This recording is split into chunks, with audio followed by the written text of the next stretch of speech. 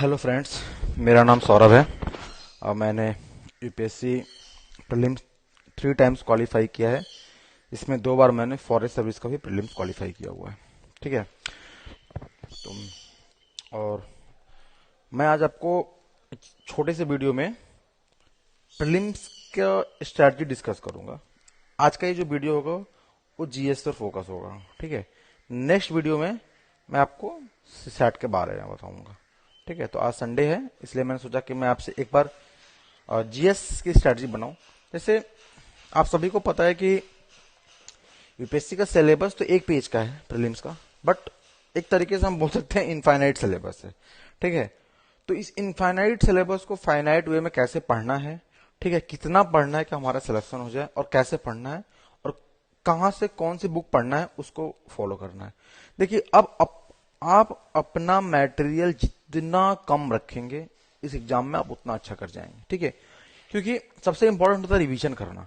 तो आपका मटेरियल जितना कम होगा आप रिवीजन उतना अच्छा करेंगे। ठीक है, और दूसरा सबसे जो कैंडिडेट के सामने प्रॉब्लम है वो स्टैटिक और करंट में कैसे हम एक दूसरे को कैसे एक साथ बैठाएं।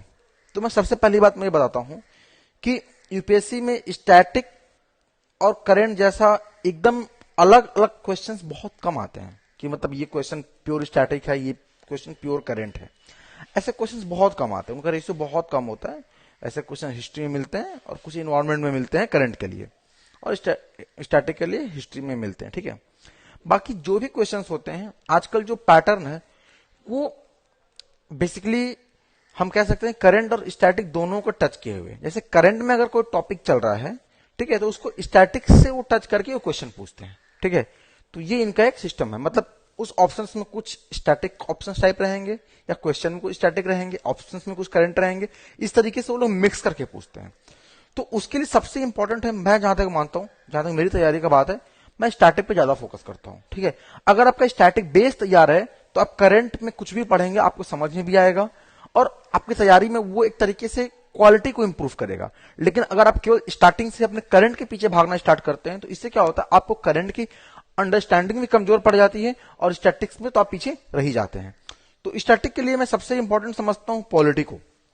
मैं पॉलिटी को इसलिए क्योंकि पॉलिटी के क्वेश्चन बहुत सिंपल होते हैं और यहां से कम 10 से 15 क्वेश्चन तो मिनिमम पूछता ही पूछता है। अगर हम आईआर को मिला लें तो ज्यादा ही हो जाता है, लेकिन 10 से 15 क्वेश्चन, और यहां पे आराम से कम इसमें 80% मीन्स 10 से 12 क्वेश्चन आप सही भी कर सकते हैं। और इतना अच्छा आपको किसी और सब्जेक्ट में नहीं मिलेगा जहां आप 10 से 12 क्वेश्चन सही कर जाए। ठीक है, ये क्वेश्चन सिंपल होते हैं, थोड़े कॉन्सेप्चुअल भी होते हैं लेकिन सिंपल होते हैं। इस क्वेश्चन को इजिली किया सकता है। तो पॉलिटी पढ़ने के लिए आप काम एक कर सकते हैं कि लक्ष्मीकांत, सबको पता है कि लक्ष्मीकांत, वो हिंदी मीडियम हो या इंग्लिश मीडियम, लक्ष्मीकांत में क्या है कि लक्ष्मीकांत को आप पढ़िए 1 बार 2 बार 3 बार, मैं तो कहूंगा 10 टाइम्स, क्योंकि मैं तो खुद 10 टाइम 20 टाइम्स तक मैं इसको पढ़ा हूं। आपको इस तरीके से उसको पढ़ना है, इतनी बार पढ़ना है उसको कि आप जब रिवीजन करने जाएं तो एक लक्ष्मीकांत का रिवीजन आप 5 आवर्स से फुल रिवीजन अच्छे से आप कर जाएं। तो कैसे पढ़ना है आपको, जैसे पहली बार आप जब पढ़े हो लक्ष्मीकांत को तो आप ज्यादा उसमें मार्क्स मत करो, मतलब उसमें कोई पेन से पेंसिल से कुछ भी मत करो, उसको केवल रीड करो, एक बार रीड करो, आराम से रीड करो, 1 बार 2 बार उसको रीड करो, ज्यादा सोचो ही मत। अगर कुछ नहीं समझ में आ रहा तो आगे बढ़ते जाओ, उसको आराम से रीड करो। लक्ष्मीकांत पढ़ने का पहला तरीका। फिर उसके बाद क्या करो, जब दूसरी बार पढ़ो तो उसको कुछ पेंसिल लो और जो आपको इंपॉर्टेंट पॉइंट है उसको मार्क करो, जो इंपॉर्टेंट पॉइंट उसको क्या करो, मार्क करो, पेंसिल से मार्क करो। ठीक है, अब आप तीसरी बार जब पढ़ोगे तो आपको दिमाग में थोड़ा थोड़ा लक्ष्मीकांत आ चुका होगा। एक तो पहली बार आप तो पॉलिटी का कहीं ना कहीं से आप पॉलिटी वीडियो देखे होंगे, कहीं कोचिंग किए होंगे, नहीं भी किए होंगे तो कोई जरूरत नहीं है, आप एक एनसीईआरटी पढ़े होंगे, कुछ ना कुछ आपको बेसिक क्लियर होगा। अब लक्ष्मीकांत जब 2 बार आप पढ़ रहे होंगे तो कुछ ना कुछ चीजें आपको समझ में आ चुकी होंगी। तो आप यहाँ पेंसिल से मार्क करो, जो आपको इंपॉर्टेंट लगता है पेंसिल से मार्क करो। जब आप पेंसिल से मार्क करोगे तो आपका मार्किंग, आपको सब कुछ उसमें इंपॉर्टेंट लगेगा। ठीक है, क्योंकि आप अभी दूसरी बार पढ़ रहे हो। अब जब थर्ड टाइम आप पढ़ो तो कोशिश करो हाईलाइटर से मार्क करो, किसी कलर का हाईलाइटर ले लो और उससे मार्क करो। जब थर्ड टाइम्स पढ़ो, मतलब 4 टाइम्स पढ़ो, तब उसको आप पेन से मार्क करो। अब यहां या तो आप पेन से मार्क करो या तो उसको नोट्स बना लो, दोनों अच्छा है।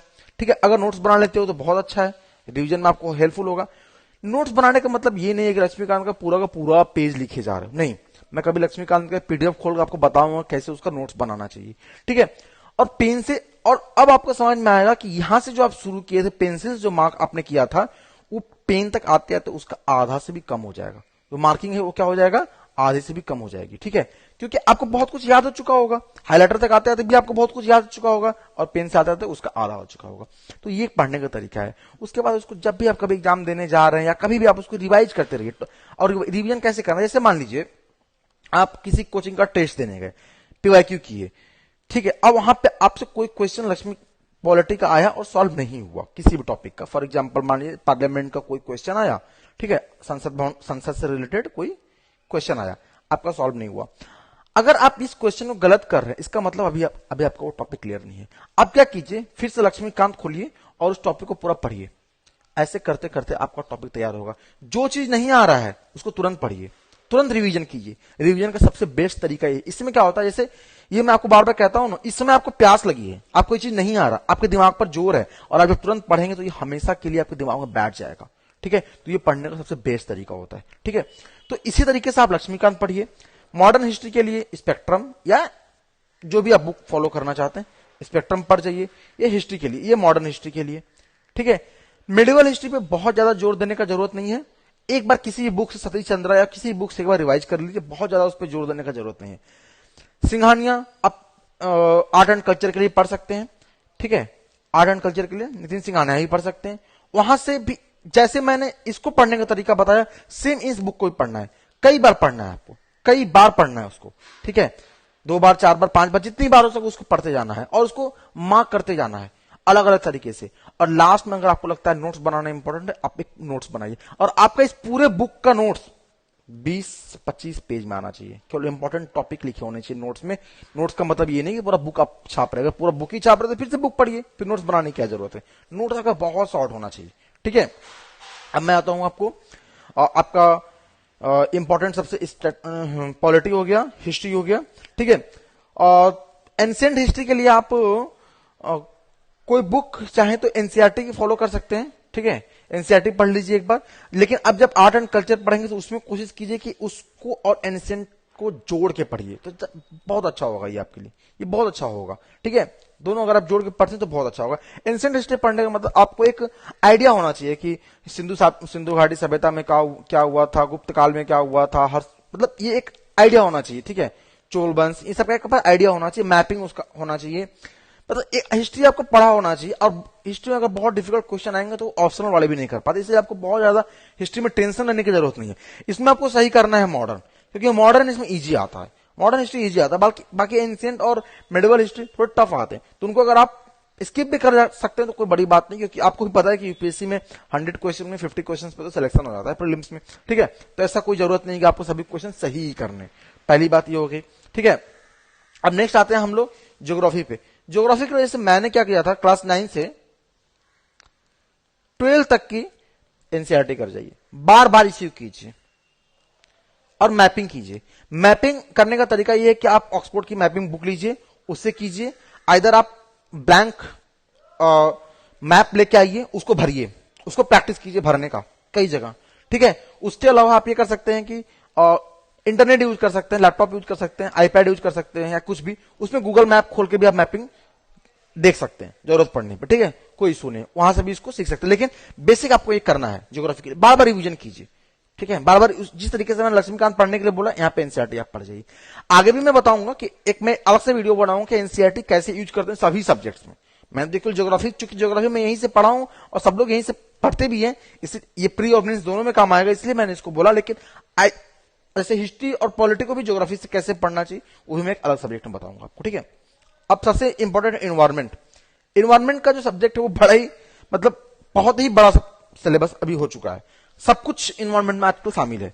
तो एनवायरमेंट में आप पहले स्टार्टिंग करने के लिए आप शंकर आईएएस का नोट्स पढ़ सकते हैं, या दृष्टि का भी जो एनवायरमेंट का बुक है वो भी अच्छा है। इसमें भी आप एनसीईआरटी यूज कर सकते हैं। एनसीईआरटी में क्लास 12 की बायोलॉजी के लास्ट 4 या 5 चैप्टर हैं, उनको आप देख लीजिए, क्लास 12 के बायोलॉजी के।